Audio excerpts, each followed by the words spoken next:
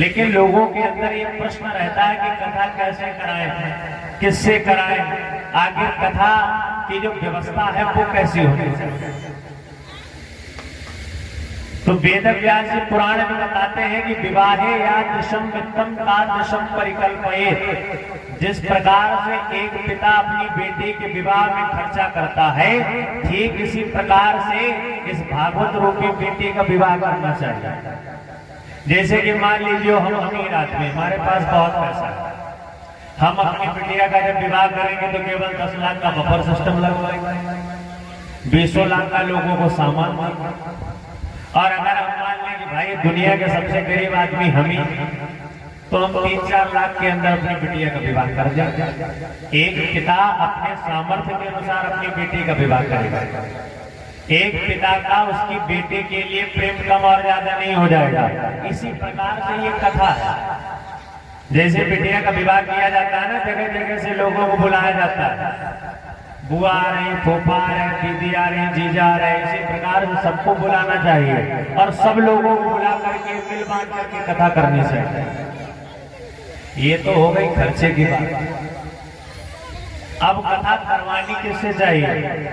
वैसे तो आजकल बड़ी विडंबना है कि प्रत्येक जाति का व्यक्ति आदमी कथा कर रहा है, लेकिन वस्तुतः अगर कथा किसी के द्वारा सुननी चाहिए तो उसे आप जान परख लें कि वो ब्राह्मण ही हो। दूसरी जाति के व्यक्ति के द्वारा अगर कोई भी व्यक्ति कथा सुनता है तो समझ लो कथा सुनने का उसे फल कभी नहीं मिलता। ये बात किसके लिए है? ये बात क्षत्रियों के लिए जाता है। अगर आप एक क्षत्रिय होकर के किसी दूसरे क्षत्रिय से या किसी और जाति वाले व्यक्ति से कथा सुनते हैं तो तुम्हारा कल्याण होने वाला नहीं है। तुम्हारे तो पूजनीय हमेशा पंडित जी ही रहेंगे। कथा कराने से पहले आप वक्ता को देख करके आए कि वक्ता आखिर कैसा है। पता चले पंडित जी दिन में कथा कर रहे और रात्रि में हुल्लापुर चौराहे पर आइए, ठहरिए, देखिए यही है ठेका देसी शराब। दिन में तो कथा बढ़िया चली और रात वाली कथा समझे नहीं आ रही। तो जिससे भी कथा कराएं आप उसके दैनिक जीवन के बारे में पहले जान लें कि अगर हम इसकी कथा सुनेंगे तो इसका कल्याण क्या होगा। पंडित खुदे पहुआ पिएंगे तो और लोगों का क्या होगा, समझे? बोले फिर कथा आगे कैसे होनी चाहिए? देखिए कथा सुनने के नियम पता क्या है? कथा पहला सुनने का नियम है कि कथा में 7 दिन तक परीक्षित जी और पंडित जी केवल दूध ही पिए। ये कथा सुनने का पहला नियम है। पंडित जी भी दूध पिए, परीक्षित जी भी दूध पिए, आराम से कथा 7 दिन चलती रहे। अब यहाँ चाय बनाने के लिए दूध नहीं तो पंडित जी परीक्षित जी कैसे पिएंगे? बोले तो क्या करना चाहिए? बोले दिन में 2 टाइम घी खाए। बढ़िया से एक कटोरी में पंडित जी ले, बढ़िया से एक कटोरी में परीक्षित ले, और दोनों लोग थोड़ा थोड़ा दोनों टाइम घी खाएं और कथा को कहें और सुने। तो लोगों ने कहा महाराज जब दूध ही नहीं रहेगा तो घी कहां से होगा? बोले कुछ और नियम थोड़ा भाई साधारण बनाया जाए। तो साधारण नियम क्या बनाया गया? बोले कि अगर कथा सुननी और कहनी है तो दिन में 2 बार क्या करें? फलाहार करें। बढ़िया से कुछ फलों को काट करके ले आए पंडित जी, परीक्षित जी फलों को। अच्छा कथा परीक्षित की हो रही, परीक्षित को लग रही थी। परीक्षित जी ने कहा महाराज ये फल से हमारा कुछ होने वाला तो है। बोले नियम थोड़ा और भाई सरल बनाया जाए। तो अगला नियम बता दिया कि 1 टाइम फलाहार करो, 1 टाइम भोजन करो। इतने से तो हो जाएगी कथा। तो परीक्षित जी ने कहा नहीं महाराज हम भूखे तो रह ही नहीं पाएंगे। तो पंडित जी ने कहा ऐसा करो सुबह भी खाना खाओ और शाम को भी खाना खाओ, फलाहार छोड़े तो दोनों टाइम तो भोजन करो। परीक्षित जी ने कहा इससे भी काम नहीं चलेगा, हम तो दिन में 4-5 बार खाते हैं। तो पंडित जी ने और साधारण नियम बना दिया। पंडित जी ने कहा हम भी अपनी पंडिताइन को लेकर के आएंगे, परीक्षित जी तुम भी पंडिताइन को लेकर के आते। वो दोनों लोग बनाती जाएंगे, हम दोनों लोग खाते जाएंगे, कथा चलती रहेगी। अब इससे ज्यादा साधारण नियम कहां से लाया जाए? एक तरफ गैस सिलेंडर रखता जाए, बनता जाए, एक तरफ खाते जाओ, कथा चल रही। ये सब नियम की बात है। देखिए, मानने के लिए तो आदमी प्रत्येक व्यक्ति मानता है। ऐसा नहीं कर सकते कि यही सिलेंडर ले आओ बनाने लगे, ऐसा नहीं। ये आपको केवल उदाहरण से समझाता है। देखिए, जब आप कथा इत्यादि के कार्य में भोजन कम करेंगे तो आपका जो मन है वो लगा रहेगा। भूख में 4 रोटी की खाए पड़े तुम 6, यहाँ तुम्हें नींद तो आएगी, यहाँ तुम्हें करना थोड़ी जाएगा।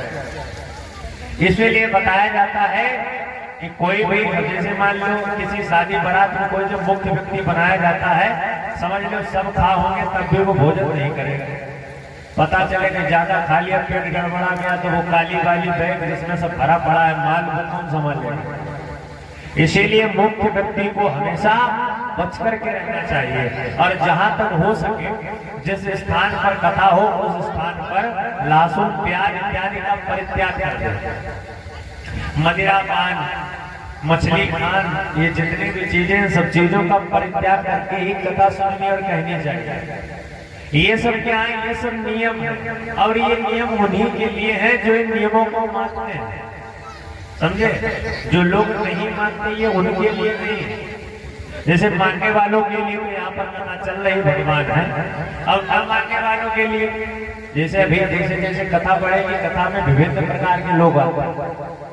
कुछ तो आते हैं केवल कथा सुनने के लिए, कि चाहे जैसे भी हो भगवान की कथा हो रही है हमें सुनने से मतलब। कुछ आते हैं साउंड सर्विस देखने, देखे ये वाला साउंड कैसा बज रहा है, ये वाला कैसा बज रहा है, देखिए पंडित जी की आवाज कैसी। कोई आएगा संगीत वालों को देखेगा कि भाई देखें कैसा का ये अपना आर्गन वाले कैसा बजाते हैं, पैड वाले कैसा बजाते हैं, ढोलक वाले कैसा बजाते हैं। कोई पंडित जी को देखने आएगा, कोई पुराण भगवान को देखने आएगा, सब अपने अपने कार्यों से आएगा। लेकिन वस्तुतः जो भगवान की कथा को सुनने के लिए आएगा कल्याण उसी का होगा। कोई ये मन में विचार करेगा कि भाई फौजी साहब की कथा हो रही है, जाना चाहिए, वरना हमारे यहाँ होगी, तब उनके घर से कोई नहीं आएगा। तो कुछ व्यवहार निभाने के लिए कथा सुनने आते हैं, और जो प्रत्येक बातों को छोड़ करके केवल कथा ही सुनने के लिए आए, समझ लो उन्हीं का कल्याण होगा। तो इसीलिए जहां तक हो सके, क्योंकि यहाँ पर क्षत्रिय वर्ग है इसीलिए ज्यादा समझाना पड़ता है, क्यों क्या पता चले बातें बातें कभी यहाँ लड़ाई होने लगे तो भरोसा नहीं। इसीलिए बड़ा लहसुन प्याज का परित्याग करें, मदिरा इत्यादि का परित्याग करें, और विभिन्न प्रकार से देखो, जब आप इधर उधर का नहीं खाएंगे, जब आप दाल रोटी खाएंगे ना, तब आपका मन भगवान के शरणों में लगेगा। एक दिन तुम अपने घर में दाल रोटी खाओ बनवा करके, समझे, और अगले दिन तुम बढ़िया बाजार में जाकर के मोमोज खाओ, समझे। मोमोज बढ़िया लाल वाली चटनी डलवा करके बढ़िया कड़वी कड़वी खूब खाओ। देखना दाल चावल खाने से तुम्हारे मन को शांति मिलेगी, लेकिन जब कोई कड़वी चीज खाओगे तो तुम्हारे मन में हमेशा हलचल मची रहेगी, आपके मन में शांति नहीं होगी। कथा काहे के लिए? कथा शांति के लिए ही हो रही है। तो इसमें मोमोज की चटनी रोटी ये जो चीजें हैं इनको अलग हटाओ, आराम से विधिवत प्रकार से भोजन करके भगवान का भजन करो। आइए अब भगवान के अंदर प्रवेश करते हैं। अभी तक क्या आपने सुनी? अभी तक आपने महिमा सुनी कि आगे इस कथा को सुनने से क्या क्या लाभ होता है। लाभ पता चला कि नहीं? कहो विपन गुरु जी, लाभ आप पता चल रहा है कि नहीं? हाँ, तो जो भी करते हो धीरे धीरे छोड़ दो, तभी कल्याण होगा।